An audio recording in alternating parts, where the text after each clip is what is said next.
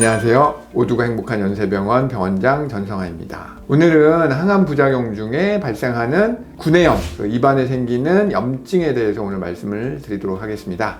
이 구내염은 어떤 분들이 잘 생기냐를 봤는데 역시 항암제의 종류에 따라서 생기고 안 생기고가 좀 결정이 되는데요. 이 독도로비신이나 5FU, 5-플로로유라신이라는 항암제인데요. 이런 항암을 하시는 분들이 구내염이 잘 생깁니다. 독도로비신은 유방암에서 많이 사용되는 항암제이고요. 5FU는 주로 소화기암, 위암이나 대장암에서 대표적으로 많이 사용되는 약제입니다. 이런 구내염이 발생되면 문제점은 밥을 먹을 때 아파요. 그래서 아예 그냥 안 드시는 분도 계세요. 그래서 탈수가 생기고 또 그 통증이 아주 심하니까 굉장히 삶의 질이 역시 떨어지고 영양실조 이런 게 올 수 있기 때문에 이 구내염을 적극적으로 처치를 해주셔야지만이 영양 불량 오지 않고 항암도 잘 받을 수가 있습니다.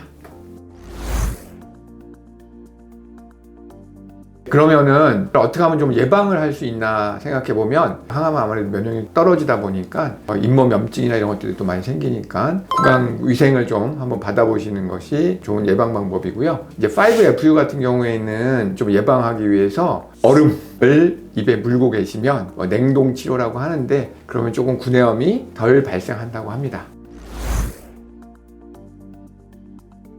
이제 가글을 하는 건데요. 이제 가글을 하게 되면 염증, 통증 이런 것들을 좀 줄여줄 수가 있습니다. 그래서 가글의 종류에는 녹색 그 가글인 탄투미라고 있습니다.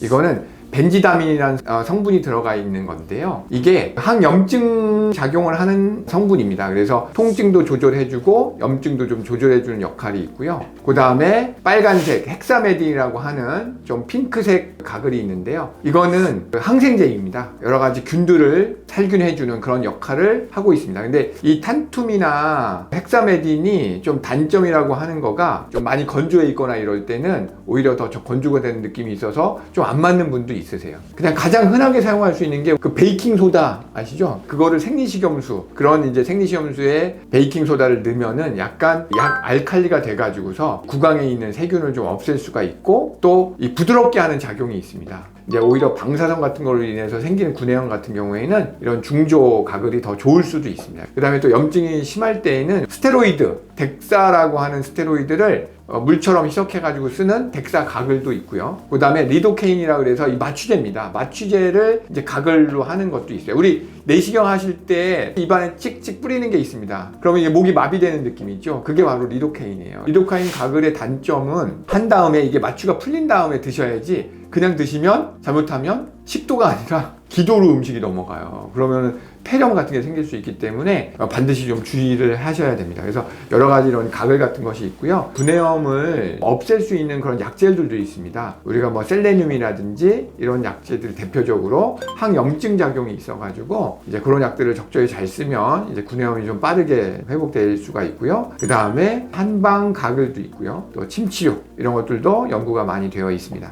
모두가 행복한 연세병원 오시면 이런 구내염으로 고통받지 마시고 여러 가지 적절한 약재와 가글 그리고 한방 치료를 통해서 좀 더 편하게 이제 구내염을 빠르게 회복될 수 있도록 도와드릴 수가 있습니다. 의사가 이 입안을 꼭 검진해야 하는 이유 중에 하나가 하얗게 막 패치가 있는 분이 있어요. 이거는 단순 구내염이 아니라 칸디다라고 하는 곰팡이가 입안에도 생깁니다. 칸디다 구내염이 생기면 목을 넘길 때 잘 못 넘겨요. 그래서 이런 경우에는 니스타틴이라고 하는 노란색 가글이 있어요. 이거는 아무 때나 주는 게 아니라 그런 칸디다 구내염이 의심될 때 드리는 약인데요. 이거는 가글을 입안을 훅 우르르 한 다음에 삼킵니다. 뱉는 게 아니고 이게 곰팡이냐 아니냐에 따라서 치료가 달라질 수 있고요. 약제 선택이 달라집니다. 그래서 그냥 구내염이라니 하지 말고 입안을 들여다보면 하얗게 막 같은 게 끼면은 칸디다 곰팡이가 생겼구나 생각해야 됩니다. 그리고 이 칸디다가 구내염이 아니라 더 심해지면 식도염도 생깁니다. 이렇게 칸디다 식도염까지 오면 이런 가글로 처리가 안 되고요. 곰팡이 잡는 플로코나졸이라고 하는 약이 있습니다. 이 약을 먹거나 뭐 주사를 맞거나 이렇게 해야 돼요. 그래서 이 칸디다 구내염이나 식도염 꼭 감별 진단을 해야 할 질환이니까요. 오셔서 진찰 받고 치료 받으시도록 권해드립니다.